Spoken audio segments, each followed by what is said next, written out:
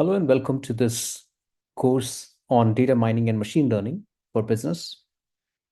In this video, I'm going to introduce the topic as well as the course. We'll go over some of the aspects that we will be looking at when we discuss data mining and machine learning, but also cover some of the broad rubric that we'll be using within the course in terms of different modalities, administrative aspects involved. And with that, we would have a general framework of where we're going over the next several weeks. To introduce and motivate the topic, here's one slide which includes a set of images, paintings. On the top, we have three paintings, and in the bottom, we have three paintings. Now, we can see that these two sets of paintings are somewhat different from each other in their form. Specifically, the ones at the top are more portraits being painted, whereas at the bottom, we have more of an abstract form of painting. And the ones at the top are being painted by Leonardo da Vinci, Mona Lisa, a famous painting, and others as well. And at the bottom, we have paintings painted by Salvador Dali. Now, let's say we know this, we have seen these sets of paintings, and we are asked, who has painted this Mona Lisa? We could easily relate with what we have already seen and make an informed answer to this and say that this is painted by Leonardo da Vinci.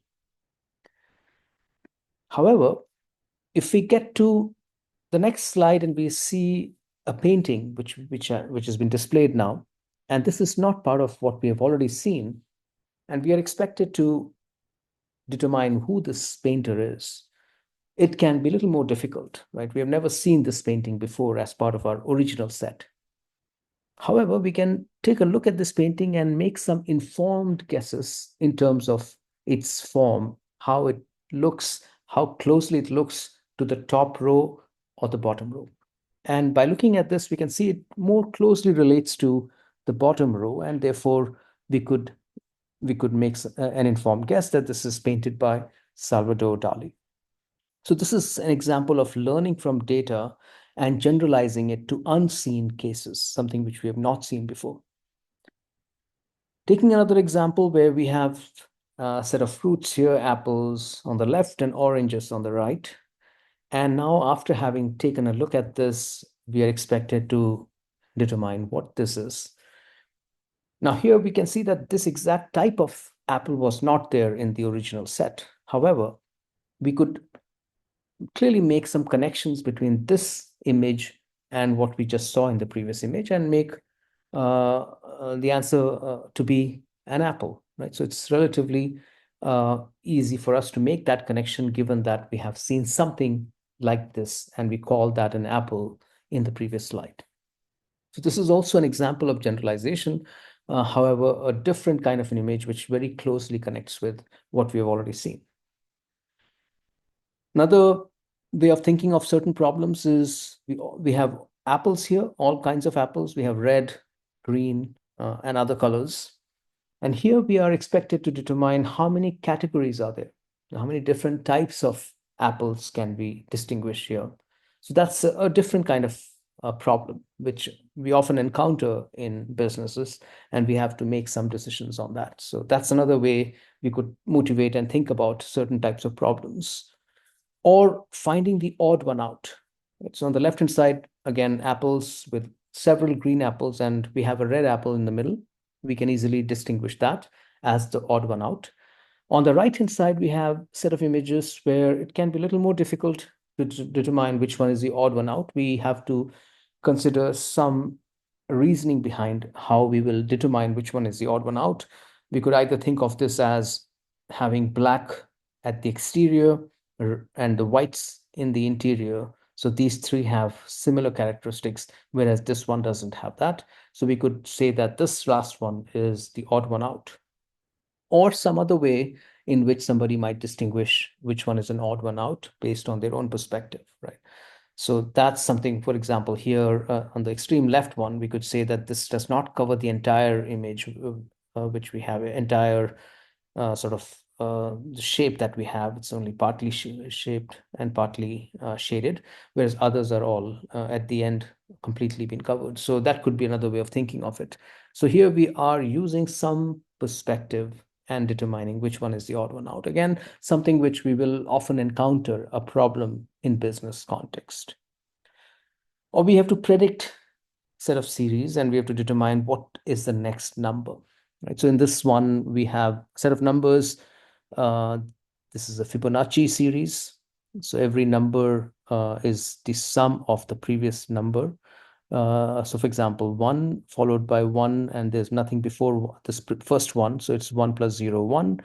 For 2, it is the sum of these two. For 3, it is the sum of these two, and so on and so forth. So this is something which, again, is a set of numbers, relatively complex, not just 1, 2, 3, 4, but a Fibonacci series. So we sometimes have to predict what comes next.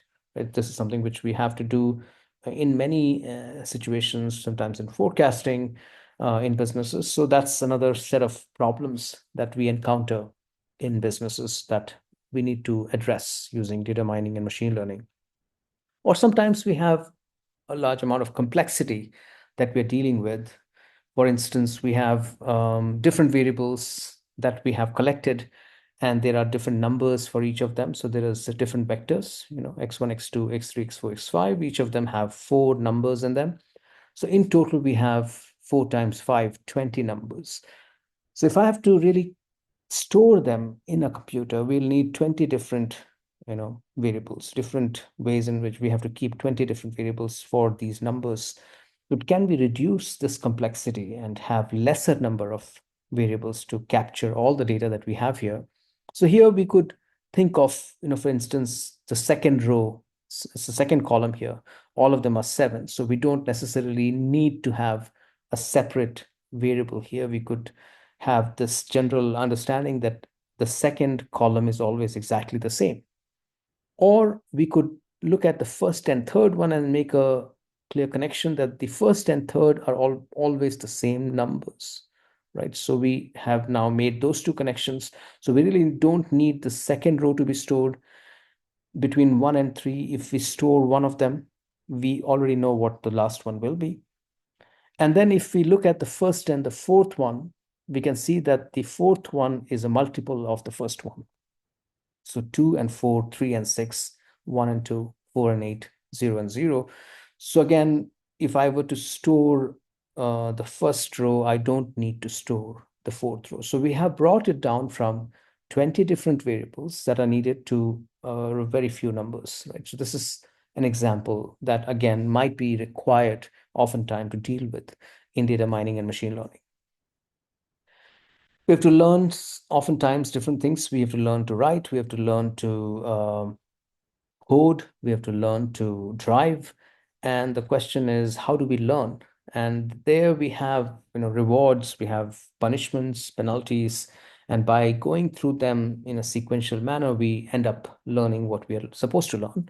So that's another thing which we often want to have as part of business analytics, where we want to learn something to really make the right kind of decision, the right kind of action plan for what we're doing.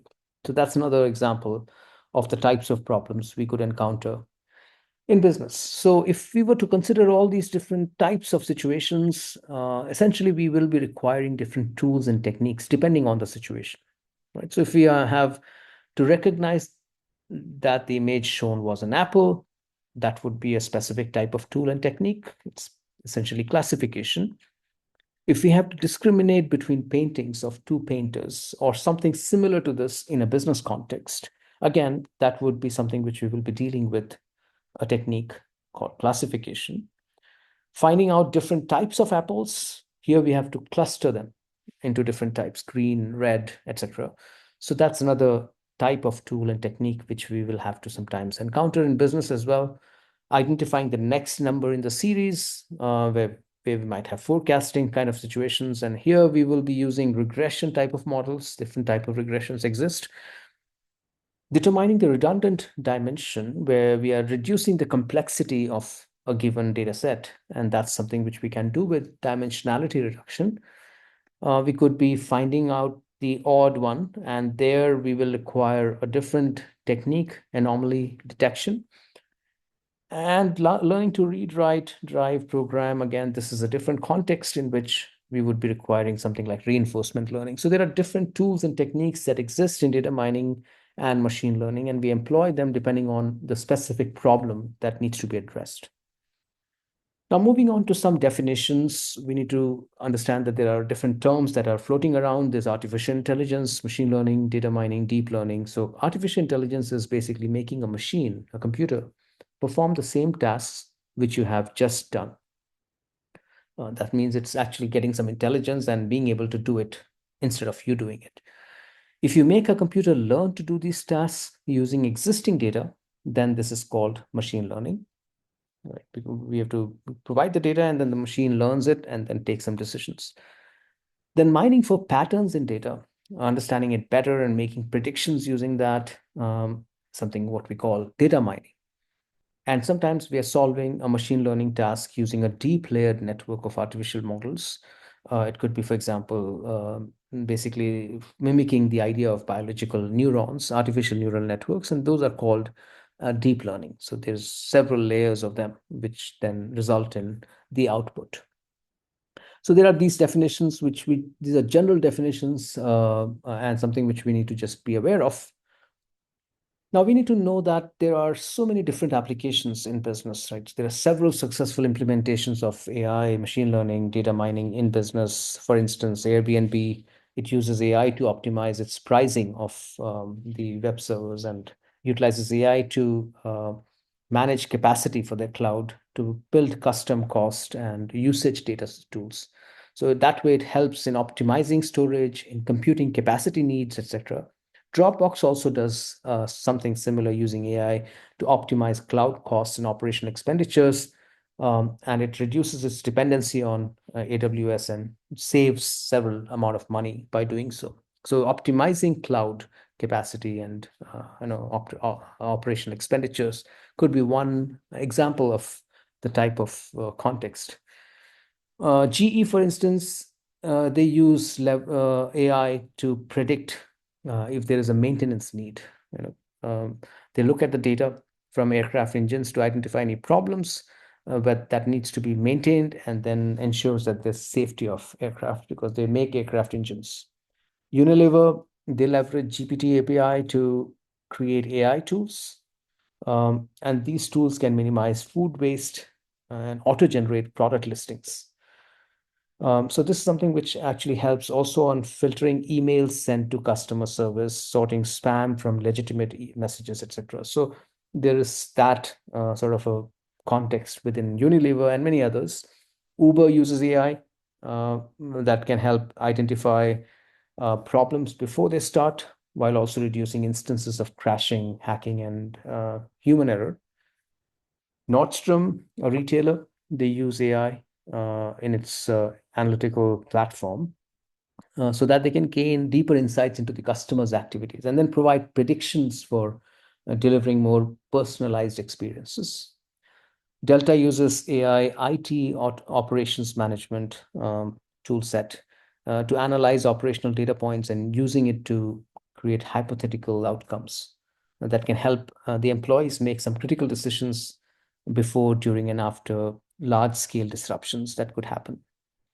Johnson and Johnson, they have combined robotics process automation (RPA) with machine learning, AI, and text mining to really identify and automate complex processes. They also do task mining as well as text mining that span across different departments so that they can then determine how exactly all this can be improving their processes, so process optimization. Intuit, financial analysis software, they use AI to improve data analysis around financial planning for clients with over 730 million AI-driven customer interactions per year. And this leads to about 58 billion machine learning predictions every day. Schneider Electric, they use AI to help advance and develop employees' careers, so in the personal department, human resource department. It helps in matching them with opportunities for continued learning. new projects in the organization, networking opportunities, etc. Google obviously is doing several things in AI. They've implemented AI safety features to its lineup of Nest products that helps detect intruders if they enter into a house, or a smoke or carbon monoxide levels that might go up above a certain limit. Target uses this technology to identify the best schedule for their company's needs, so that they can make sure that they have the right set of people at the store when needed. So again, there are many successful implementations. I've given some example, but there are also several failed attempts. McDonald's, for example, after working with IBM for 3 years to leverage AI to take drive-through orders, they really called off the whole thing. And the reason was several social media videos showed confused and frustrated customers trying to get the AI to understand their orders. So that's a challenge. And if not done well, there could be failures. Air Canada, for example, was ordered to pay damages to a passenger after its virtual assistant gave him incorrect information at a particularly difficult time. Zillow, it's an online real estate marketplace. It told its shareholders it would wind down its Zillow offers operations and cut 25% of the company's workforce, which is about 2,000 employees. And this is because there were error rates in the machine learning algorithms that was being used to predict home prices. That was something which affected them, their credibility. Amazon, again, a big player in AI, like many large companies, they have used this for HR functions and other functions. In 2014, they started working on AI-powered recruiting software to do recruiting based on their needs. But then the problem was that the system vastly preferred male candidates. And this is something which obviously is a negative media uh, sort of exposure, and they had to scrap that project. So there could be successes, there can be failures, and the key is that we need to be employing the right tool and technique, and making sure that we understand the underlying tools from an analytical point of view, ensure that we are employing it correctly, because oftentimes they can become very easy to employ. If once you are very good at coding, you could simply use the code and assume that you're doing it correctly, but there could be many assumptions within the tool that you're using that you have not taken into consideration, and which results in all these kinds of outcomes that we just see here, and we want to avoid them. So we just talked about all this. So we will be looking at some of these tools. We need to employ the tool that fits the application. We just talked a bit about this earlier. Now, with that, I'll move on to some more introduction to data mining and machine learning. Now, data mining is something which we will be spending some time, and data mining basically involves several steps. We're trying to capture some pattern from the existing data. So typically, before we can actually get the pattern out of the data, we need to ensure that we've prepared the data properly. Right? So we want to ensure that we have data sources available. Sometimes we have to collate different data sources and create one big data set. Then we have to clean that data, integrate it when needed, create a data warehouse, and then we are using the right data mining tool to employ on that data set. So this is something which we do as part of the initial step that needs to be done. And as you can see, there are some iterative activities going on after data cleaning selection. There is that data warehouse in middle. And then once we have taken up the tool and found the output, that is where we are trying to understand the pattern. We're trying to examine the knowledge that we are creating, and that's the final objective here. So, right, we're looking at the knowledge. And then there's a feedback loop. If we think that it's not really coming out well, then we feed it back to making changes to the way our data preparation was, or the way the data mining tool was employed. So there is all that we are trying to do as part of this approach of data mining. So we need to be aware of this sort of general pattern that we go through, or different set of activities that we go through. Now, there are different types of analytics we might be encountering. We could have descriptive, predictive, and prescriptive type of business analytics.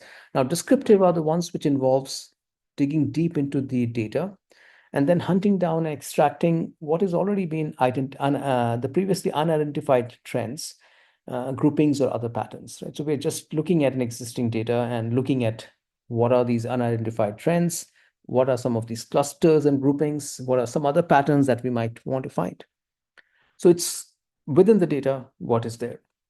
Predictive focuses on predicting future outcomes and relies on the assumption that whatever has happened in the past will basically be something which we can use as a basis for determining the future behavior. So here we are going beyond our existing data to something in the future. So it's a predictive type of analytics. And prescriptive, it relies on customer goals or specific goals for that context. And hence, we are looking at personalized scoring system for predictions. It's more prescriptive. Think of healthcare. We are prescribing a specific medicine and treatment regime for a specific patient depending on their characteristics and their diseases, right? So this is still an immature field of study, and a lot of research is going on in this area. But as we go in the future, we'll find many of these different applications will be using prescriptive type of analytics. So in prescriptive, really, we are looking at a problem statement of what happened. In predictive, we are looking at what will happen next. And in prescriptive, we are looking at how should we respond depending on the circumstance. So there are all these different types of analytics that we should be aware of. Now, data mining and machine learning have connections with each other. Machine learning investigates how computers can learn or improve their performance. In data mining, we don't necessarily need computer, but we use it because it's much easier to do this with computer. But machine learning looks at how computers can actually learn and improve their performance. So you can see that it's an adaptive system. You have some inputs, you have an adaptive system that provides an output, and then there's a feedback which helps in tuning the parameters, ensuring that we are fixing some of these things within the model, within the machine learning model, so that it is providing us the right results. Right? So from environment, all these inputs go in, outputs are going in, and then feedback is coming from the environment as well as these outputs as well. So we are constantly trying to teach the computer. The computer is learning from there. Now, within learning, we can think of different types of learning. Right? So there's supervised learning where we are utilizing concept of a teacher or a supervisor who is actually providing some precise measure of error. If you're not doing it correctly, you get higher error. If you're doing it correctly, then it's less error. So it's depending on what the output values are. So this is supervised learning, which has a lot of applications. In prediction, for example, we use linear regression, k-nearest neighbors, regression trees, neural networks, ensembles. All these things can be used for prediction using supervised learning. Classification also, again, many tools that are listed here can be using supervised learning. Time series analysis, where we are forecasting, for example, demand for a company, again, could be using supervised learning because we're looking at the past data here. And another way of learning would be unsupervised learning, where we don't have a supervisor and there's no absolute error measures that we are comparing. Here we're looking at what goes together. Tools such as association rules, collaborative filtering, these are unsupervised learning type of situations. In segmentation, again, cluster analysis, we would be often using unsupervised learning. Third one, reinforcement learning. This relies on feedback in terms of reward and penalty, like learning to write, learning to program. Those are the situations. So we are having many applications, marketing ad campaigns, making sure that the right ads are being targeted to the right set of people. Recommendation systems, people get to, when they're buying something from Amazon, they get to see what are the other items that would be valuable to them. Automated robots, so that they can ensure that they're doing the right things. Natural language processing, dynamic treatment regimes in healthcare, and traffic analysis, and many others. And then deep learning, which is one where you're considering training with bigger and bigger models. It's got multiple layers, mimicking biological neurons. And here we are using these kinds of tools for image classification, real-time visual tracking, autonomous car driving, etc. So many applications again.